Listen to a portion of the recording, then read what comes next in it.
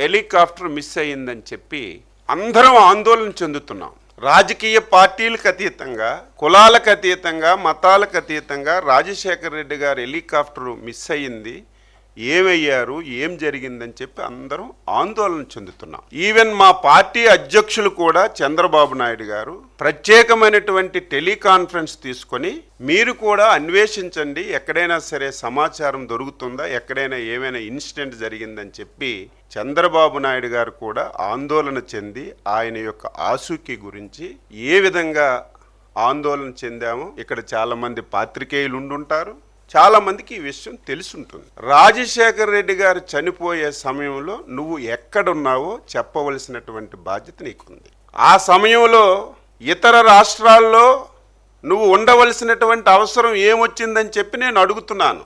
ఆ సమయంలో పోలవరం టెండర్లు చనిపోయిన రోజునే 100 కోట్ల రూపాయలు టెండర్లు ఆన్లైన్లోకి ఎక్కించి టెండర్లు పిలిచినటువంటి పరిస్థితికి ఆన్సరు నువ్వు చెప్పవలసినటువంటి అవసరం ఉంది. దీనన్నింటికీ మించి అందరం ఆందోళన చెందుతుంటే ఏమయ్యారో ఆచోకీ మనకు తెలియటం లేదని చెప్పి ప్రతి ఒక్కరం అదే ప్రయత్నంలో ఉంటే నువ్వు చేసిన పనేంటి?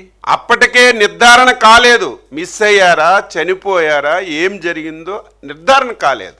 అంతకంటే ముందే నువ్వు ముఖ్యమంత్రి పదవి గురించి సంతకాలు సేకరణ చేసిన విషయం కూడా ఈ సందర్భంగా రాష్ట్ర ప్రజానీకానికి గుర్తు చేస్తున్నాను.